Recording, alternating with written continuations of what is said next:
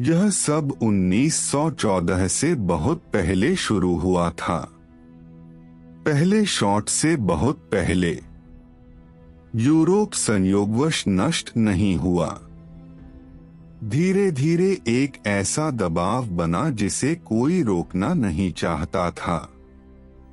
राष्ट्र बढ़े, मजबूत हुए, अधिक महत्वाकांक्षी बने और वे दुनिया पर कब्जा करने के लिए प्रतिस्पर्धा करने लगे।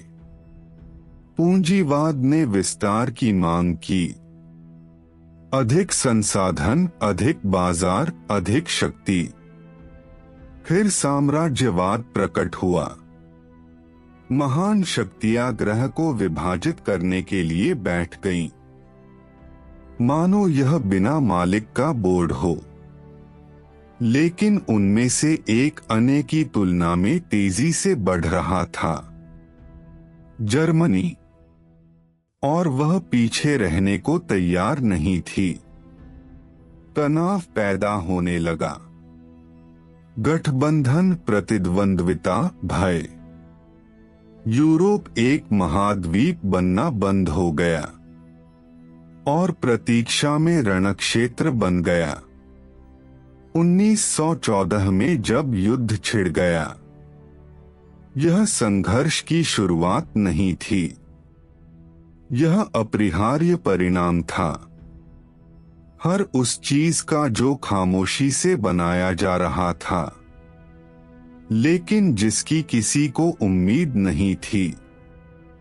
क्या वह युद्ध न केवल देशों को नष्ट कर देगा, यह संपूर्ण सिस्टम को भी नष्ट कर देगा। क्रांतियां, साम्राज्यों का पतन और अराजकता से जन्मी नई विचारधाराएं। दुनिया कभी भी एक जैसी नहीं होगी।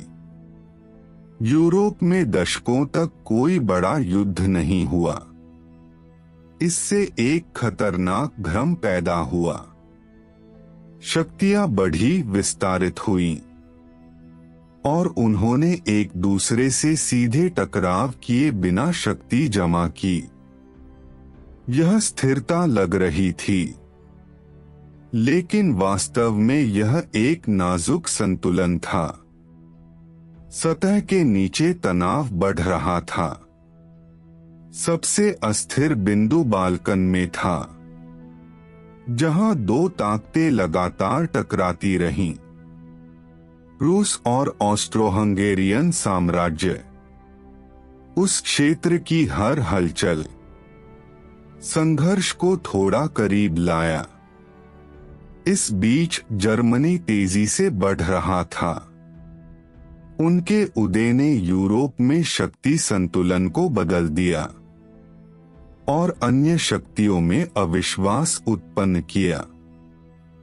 अपनी सुरक्षा के लिए राष्ट्रों ने गठबंधन बनाना शुरू कर दिया।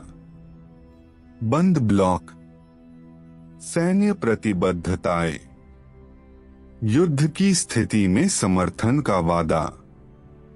यूरोप स्वतंत्र देशों का समूह बनना बंद कर दिया और एक कनेक्टेड सिस्टम के रूप में कार्य करने लगा। अगर कोई गिर गया, हर कोई घसीटा हुआ लग रहा था। पहले पृथक संघर्ष क्या थे, अब वे पूर्ण युद्ध में बदल सकते हैं। पूरा महाद्वीप तैयारी कर रहा था, इसे जाने बिना, एक अपरिहार्य टकराव के लिए। 20वीं सदी की शुरुआत में यूरोप पहले से ही दो बड़े खंडों में बंटा हुआ था। गठबंधन बने, लेकिन युद्ध अभी भी अपरिहार्य नहीं लग रहा था। फिर एक निर्णायक कारक सामने आया, जर्मनी। इसकी वृद्धि तीव्र, निरंतर और किसी भी अन्य यूरोपीय शक्ति की तुलना में अधिक थी। कुछ ही वर्षों में इसने उद्योग, अर्थव्यवस्था और सैन्य क्षमता में अपने प्रतिद्वंद्वियों को पीछे छोड़ दिया। लेकिन वह वृद्धि एक समस्या लेकर आई। जर्मनी के पास न तो पर्याप्त जगह थी, न ही पर्याप्त उपनिवेश, न ही उसकी जरूरत के सभी संसाधनों तक सीधी पहुंच, और उन्होंने इसे बदलने का फैसला किया। उनकी विदेश नीति रक्षात्मक नहीं रही, वह विस्तृत, महत्वाकांक्षी और अप्रत्याशित हो गई। जर्मनी ने ब्रिटेन के नौसैनिक प्रभुत्व को चुनौती देने में सक्षम एक बड़ा बेड़ा बनाना शुरू किया। उन्होंने पूर्ण पैमाने पर संघर्ष की तैयारी करते हुए अपनी सेना को भी मजबूत किया। संदेश साफ था, मैं सिर्फ यूरोप में ही रहना नहीं चाहता था, मैं हावी होना चाहता था। इस परिवर्तन ने संतुलन को पूरी तरह से बिगाड़ दिया। ब्रिटेन को अपनी समुद्री शक्ति पर सीधा खतरा नजर आया। फ्रांस ने इसे अपनी सुरक्षा के लिए खतरा बताया। रूस ने इसे अपने विस्तार में बाधक समझा। प्रत्येक शक्ति तैयारी करने लगी, युद्ध से बचने के लिए नहीं, लेकिन इसे जीतने के लिए। यूरोप अब तनावग्रस्त महाद्वीप नहीं रहा, यह एक उल्टी गिनती प्रणाली थी। 20वीं सदी की शुरुआत में तनाव अब सैद्धांतिक नहीं रह गया था, वे वास्तविक आकार लेने लगे। फ्रांस और ग्रेट ब्रिटेन पूर्व प्रतिद्वंद्वी, उन्होंने अपने झगड़ों को पीछे छोड़ने का फैसला किया। उन्होंने एक समझौते पर हस्ताक्षर किए, सौहार्दपूर्ण एंटेंटे। यह कोई सीधा सैन्य गठबंधन नहीं था, लेकिन यूरोप में शक्ति संतुलन बदल गया। पहली बार दो महान शक्तियां, उन्होंने एक दूसरे से प्रतिस्पर्धा करना बंद कर दिया और वे समन्वय करने लगे। जर्मनी ने इसे एक खतरे के रूप में व्याख्यायित किया। उसने उस नए संतुलन को तोड़ने की कोशिश की और उन्होंने एक विशिष्ट परिदृश्य चुना। मोरक्को। 1905 में जर्मनी ने हस्तक्षेप किया, क्षेत्र में फ्रांसीसी प्रभाव को चुनौती देना। उद्देश्य स्पष्ट था, फ्रांस और ग्रेट ब्रिटेन के बीच संबंध कमजोर करना। लेकिन हुआ ऐन उल्टा। फ्रांस को समर्थन मिला, ब्रिटेन पीछे नहीं हटा और जर्मनी बेनकाब हो गया। संकट युद्ध में खत्म नहीं हुआ, लेकिन उसने कुछ और भी खतरनाक चीज छोड़ी। अविश्वास, संचित तनाव और निश्चितता है कि अगला संघर्ष, यह कूटनीतिक नहीं होगा, यह सैन्य होगा। यूरोप अब केवल विभाजित नहीं था, अब वह खुद को परख रही थी। बलों को मापना, तैयार हो रहे, बाद में क्या आएगा इसके लिए। यूरोप अब केवल विभाजित नहीं था, अब यह लोड हो चुका था, विस्फोट के लिए तैयार। महाद्वीप के मध्य में एक अस्थिर क्षेत्र था, बाल्कन। एक ऐसा क्षेत्र जहां प्राचीन तनाव सहअस्तित्व में थे, कमजोर साम्राज्य और वे लोग जो आजादी चाहते थे। ऑस्ट्रिया हंगरी नियंत्रण बनाए रखने की कोशिश कर रहे थे। सर्बिया विस्तार की आकांक्षा रखता है और रूस देखता रहा। स्लाव लोगों की रक्षा करना, बल्कि अपने हितों की रक्षा भी कर रहे हैं। बाल्कन में प्रत्येक आंदोलन एक अलग घटना नहीं थी। यह संपूर्ण यूरोपीय संतुलन के लिए खतरा था। बारूद से भरे खेत में एक चिंगारी। इसी समय महान शक्तियां तैयारी करने लगीं। शब्दों से नहीं, स्टील से। जर्मनी और ग्रेट ब्रिटेन ने एक अभूतपूर्व नौसैनिक दौड़ शुरू की।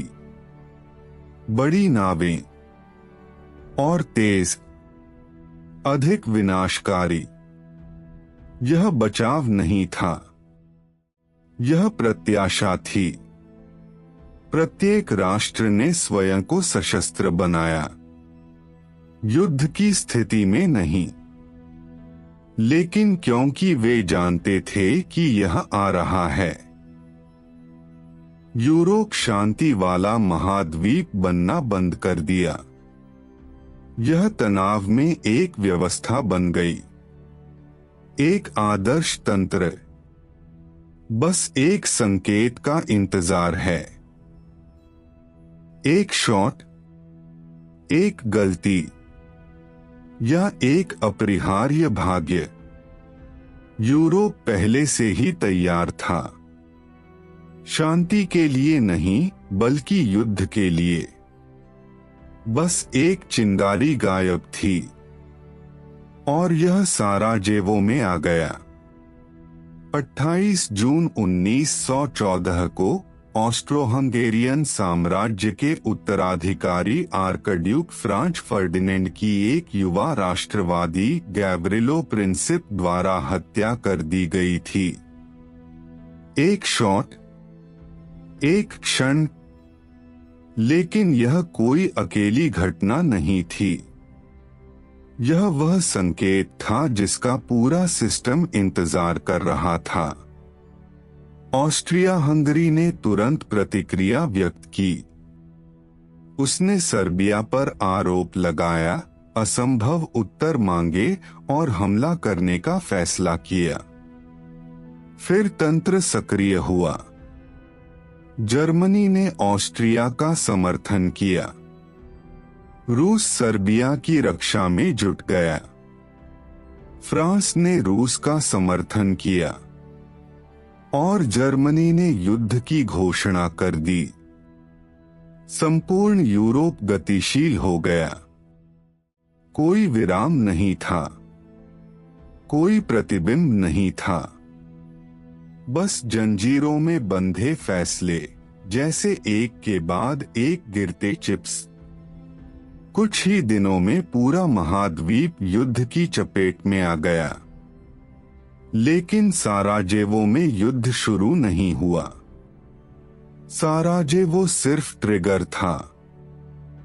युद्ध बहुत पहले ही शुरू हो चुका था। गठबंधनों में, महत्वाकांक्षाओं में, भय में और अपरिहार्य संघर्ष की निरंतर तैयारी में। यूरोप युद्ध में नहीं पड़ा। यूरोप पहले से ही इसके भीतर रहता था और 1914 की उस गर्मी में इतिहास एक ऐसे बिंदु को पार कर गया जहां से वापसी संभव नहीं थी। यह सब कुछ ही दिनों में घटित हो गया। 31 जुलाई को जर्मनी ने रूस को एक अल्टीमेटम जारी किया जिसमें उसकी तत्काल विमुद्रीकरण की मांग की गई। रूस ने इनकार कर दिया और फिर जर्मनी ने युद्ध की घोषणा कर दी। 2 दिन बाद संघर्ष फ्रांस तक फैल गया। लेकिन निर्णायक कदम एक और था। जर्मनी ने तटस्थ क्षेत्र बेल्जियम पर आक्रमण किया। उस कृत्य ने सब कुछ बदल दिया। ब्रिटेन इसे नजरअंदाज नहीं कर सका और युद्ध में शामिल हो गया। 1 सप्ताह से भी कम समय में पूरा यूरोप पूर्ण संघर्ष में डूब गया। गठबंधनों को एक स्वचालित तंत्र की तरह सक्रिय किया गया। उसे कोई नहीं रोक सका। कोई भी उसे रोकना नहीं चाहता था। और सबसे आश्चर्य की बात यह है कि कई लोगों ने इसका जश्न मनाया। दशकों के तनाव के बाद युद्ध का उत्साह के साथ स्वागत किया गया। सड़कों पर भीड़ उमड़ पड़ी, झंडे लहराए गए, देशभक्तिपूर्ण भाषण। उन्होंने सोचा कि यह तेज होगा। उन्होंने सोचा कि यह शानदार होगा। उन्हें विश्वास था कि वे जल्द ही लौटेंगे। लेकिन वे गलत थे, बहुत गलत। जो त्वरित निर्णयों की श्रृंखला के रूप में शुरू हुआ, वह इतिहास के सबसे विनाशकारी संघर्षों में से एक बन जाएगा। यूरोप न केवल युद्ध में प्रवेश कर चुका था, वह एक नए युग में प्रवेश कर चुका था, संपूर्ण विनाश का युग। और पीछे मुड़कर नहीं देखा। लेकिन युद्ध उनकी अपेक्षा के अनुरूप समाप्त नहीं हुआ।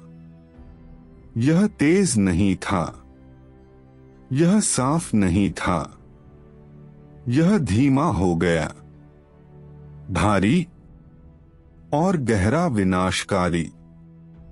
पश्चिमी मोर्चा पूरी तरह गतिरोध में फंस गया था। किलोमीटर की खाइयां, मिट्टी में दबे हुए लोग, और एक युद्ध जहां आप कुछ मीटर आगे बढ़ सकते हैं। इसमें हजारों लोगों की जान चली गई। हमले बार बार दोहराए गए। वर्दुन, सोम्मे, वे नाम जो जीत का प्रतिनिधित्व नहीं करते। लेकिन पहनो, शुद्ध टूट फूट। सैनिक लगातार गोलीबारी के बीच रहते थे, मौत से घिरा हुआ। भागने की कोई संभावना नहीं। प्रौद्योगिकी आगे बढ़ रही थी, लेकिन जान बचाने के लिए नहीं, उन्हें तेजी से नष्ट करने के लिए। मशीन गन, भारी तोपखाने, जहरीली गैस और पहली बार टैंक सामने वाले हिस्से को तोड़ने के लिए डिजाइन की गई मशीनें। लेकिन फिर भी अपूर्ण, युद्ध के तात्कालिक भाग्य को बदलने में असमर्थ। इस दौरान पूरब में युद्ध अलग था, अधिक हलचल और ज्यादा स्थान, लेकिन उतना ही क्रूर। ब्रुसिलोव के रूसी आक्रमण ने ऑस्ट्रिया हंगरी के खिलाफ विनाशकारी झटका दिया। उन्होंने सैकड़ों हजारों कैदियों को पकड़ लिया, और एक पल के लिए ऐसा लग रहा था कि संतुलन बिगड़ सकता है। लेकिन यह पर्याप्त नहीं था, क्योंकि यह युद्ध अब यह किसी एक जीत पर निर्भर नहीं रहा। यह पूरी तरह टूट फूट वाली व्यवस्था थी। मैं कहां जीतूंगा? सबसे मजबूत नहीं, लेकिन जिसने सबसे लंबे समय तक विरोध किया। यूरोप अब आगे बढ़ने के लिए संघर्ष नहीं कर रहा था। मैं संघर्ष कर रहा था कि गिर न जाऊं। और हर गुजरते दिन के साथ युद्ध लंबा होता जा रहा था, अधिक महंगा, और रोकना अधिक असंभव है। युद्ध आगे बढ़ता रहा, लेकिन जीत की ओर नहीं, पहनने की ओर। वर्दुन के बाद एक और आक्रामक आया, सोम्मे, जर्मन मोर्चे को तोड़ने के लिए बनाई गई लड़ाई। लेकिन जो हुआ वो कुछ और ही था। पहला दिन हजारों ब्रिटिश सैनिक मारे गए। कुछ ही घंटों में महीनों तक आक्रमण जारी रहा। न्यूनतम प्रगति, भारी लागत और एक स्पष्ट वास्तविकता। जीतने का कोई त्वरित तरीका नहीं था। जनरलों ने जोर देकर कहा, लेकिन युद्ध ने अब योजनाओं का जवाब नहीं दिया। इसने टूट-फूट के प्रति प्रतिक्रिया व्यक्त की। प्रतिरोध के लिए शत्रु से अधिक हानि सहने की क्षमता। इस दौरान संघर्ष खाइयों से आगे बढ़ गया। समुद्र में ब्रिटेन का दबदबा रहा। उसके बेड़े ने जर्मनी को अवरुद्ध कर दिया। इसे वाणिज्य से अलग करना और इसकी अर्थव्यवस्था को कमजोर करना। जर्मनी ने जवाब दिया, पनडुब्बियों के साथ। युद्ध का एक नया तरीका, अदृश्य, अनिश्चित और घातक। अन्य मोर्चों पर संतुलन को तोड़ने के प्रयास भी असफल हो जाते थे।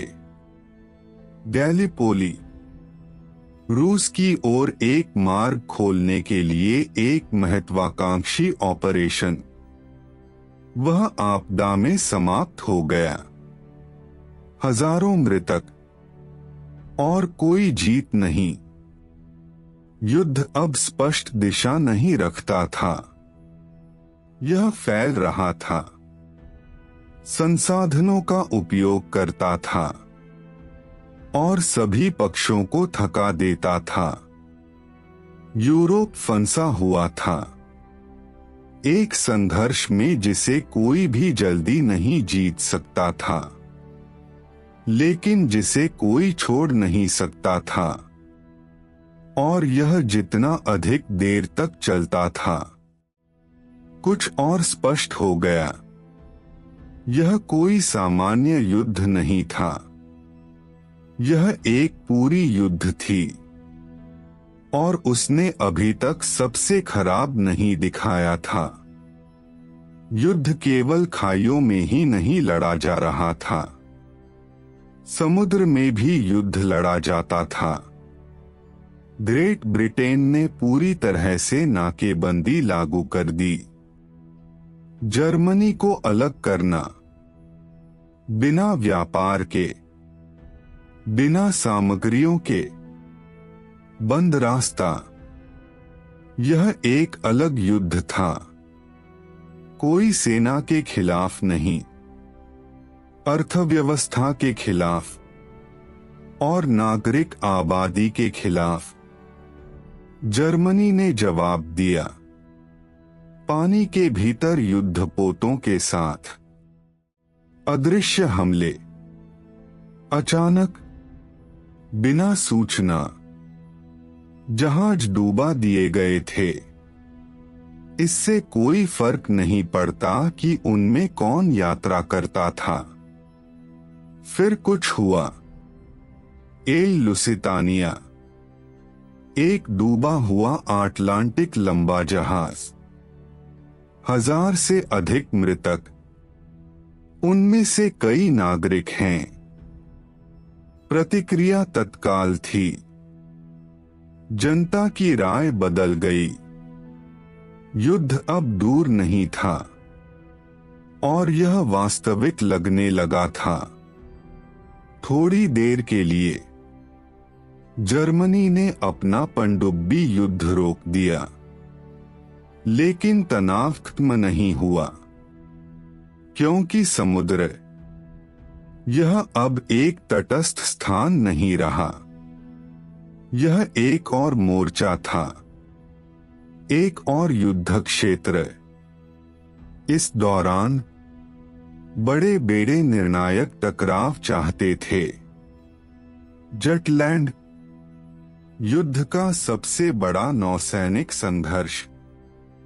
स्टील बनाम स्टील, समुद्र के बीच में, लेकिन वहां भी कोई स्पष्ट जीत नहीं थी, बस और अधिक टूट-फूट, अधिक अनिश्चितता और अधिक युद्ध। जर्मनी ब्रिटिश शासन को तोड़ने में विफल रहा और ब्रिटेन जर्मन बेड़े को नष्ट नहीं कर सका।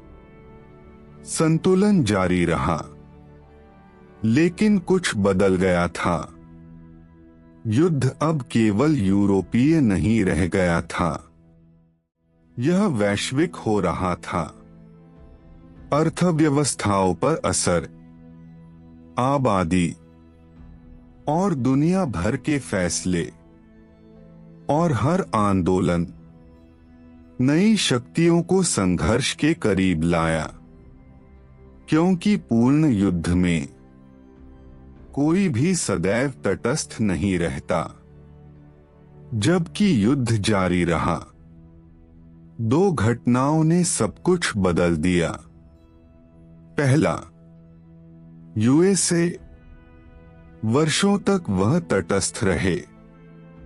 देख रहे हैं,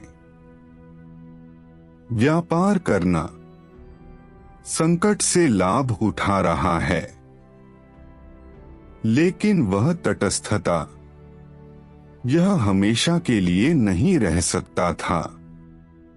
जर्मन पनडुब्बी हमले और नागरिकों के साथ जहाजों का डूबना, उन्होंने जनमत बदल दिया। युद्ध अब दूर नहीं था, यह एक सीधी धमकी थी। 1917 में संयुक्त राज्य अमेरिका ने एक निर्णय लिया, युद्ध में प्रवेश करना, केवल समर्थन के रूप में नहीं, बल्कि एक ऐसी शक्ति के रूप में जो तराजू को झुकाने में सक्षम है। करोड़ों सैनिक, औद्योगिक संसाधन और एक अछूती अर्थव्यवस्था, संतुलन टूटने लग रहा था। लेकिन उसी समय यूरोप के दूसरे छोर पर इसके विपरीत हुआ। रूस सड़क पर गिर रहा था। युद्ध के साल, भूख, हारे, उन्होंने देश को सीमा तक ले जा दिया था। जनसंख्या ने विद्रोह किया, सेना विफल होने लगी और प्रणाली ध्वस्त हो गया। 1917 में सार ने पदत्याग किया। पुराना साम्राज्य गायब हो रहा था, लेकिन अराजकता यहीं खत्म नहीं हुई, क्योंकि उस संकट के बीच में एक नई शक्ति प्रकट हुई। बोल्शेविक, लेनिन द्वारा नेतृत्व किया गया। वे कुछ साधारण वादा कर रहे थे और शक्तिशाली, शांति, पान और भूमि, जबकि अन्य संदेह कर रहे थे। वे अभिनय कर रहे थे और धीरे धीरे उन्होंने नियंत्रण लिया। रूस युद्ध से बाहर आ रहा था, लेकिन यह एक क्रांति में प्रवेश कर रहा था, एक क्रांति जो दुनिया बदल देगी। तो उसी वर्ष युद्ध पूर्णतः परिवर्तित हो गया। एक विशाल ने संघर्ष में प्रवेश किया और दूसरा भीतर से ढह रहा था। शेष, वह अब पहले जैसा नहीं रहा और अंत आकार लेने लगा था। लेकिन कहानी यहीं नहीं रुकी, क्योंकि जब रूस बोल्शेविकों के हाथों में पड़ गया, उन्होंने एक निर्णय लिया जो युद्ध को बदल देगा। संघर्ष से बाहर निकलो, 1918 में उन्होंने जर्मनी के साथ शांति पर हस्ताक्षर किए। पूर्वी मोर्चा लुप्त हो रहा था और जर्मनी मुफ्त था। अपनी सारी शक्तियों को एक ही उद्देश्य पर केंद्रित करने के लिए स्वतंत्र पश्चिम, यह उनका आखिरी मौका था। जीत की उनकी आखिरी कोशिश 1918 के वसंत में उन्होंने बड़े पैमाने पर आक्रमण किया। जल्दी, हिंसक, निर्णायक, वे पहले की तरह आगे बढ़े। पंक्तियां तोड़ना, सहयोगियों को धकेलना, खतरनाक ढंग से जीत के करीब पहुंचना। ऐसा लग रहा था कि सब कुछ बदल सकता है, लेकिन अधर में कुछ बदल गया था। संयुक्त राज्य अमेरिका पहले से ही युद्ध में था और उसकी सेना, वे आने लगे थे। ताजा, बहुत रुक, सहयोगियों ने विरोध किया और धीरे धीरे उन्होंने जमीन पर कब्जा करना शुरू कर दिया।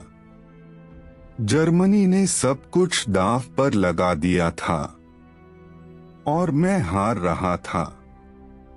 हिसाब, भूख, थकान, वे उसकी लड़ने की क्षमता को तोड़ने लगे थे। और तब अंत आ गया। नवंबर 1918 में जर्मनी ने युद्ध विराम की मांग की। युद्ध खत्म हो चुका था।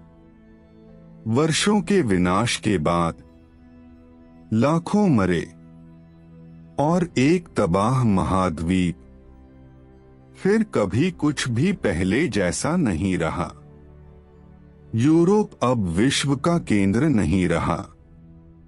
साम्राज्यों का पतन हो गया था और एक नया युग, यह तो अभी शुरू ही हुआ था। लेकिन शांति, यह अंत नहीं होगा, यह बस होगा इससे भी बड़ी किसी चीज की शुरुआत। कहानी यहीं खत्म नहीं हुई।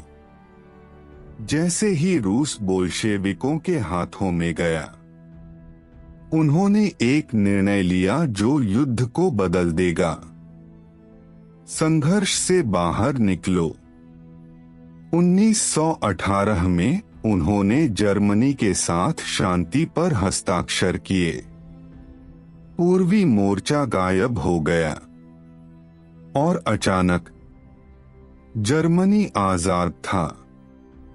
अपनी सारी शक्ति एक ही उद्देश्य पर केंद्रित करने के लिए स्वतंत्र पश्चिम, यह उनका आखिरी मौका था।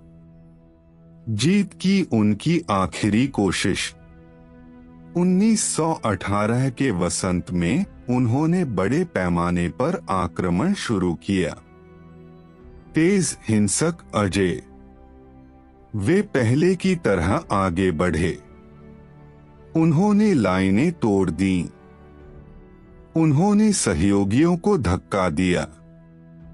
एक पल के लिए ऐसा लग रहा था कि वे जीत सकते हैं, लेकिन संतुलन पहले ही बदल चुका था। संयुक्त राज्य अमेरिका युद्ध में था और उसके सैनिक आने लगे थे। ताजा, बहुत निर्णायक, सहयोगियों ने विरोध किया और धीरे धीरे उन्होंने फिर से जमीन हासिल करनी शुरू कर दी।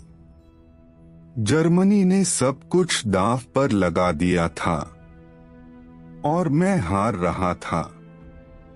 हिसाब, भूख, थकान, उन्होंने अंततः उसके प्रतिरोध को तोड़ दिया और तब अंत आ गया।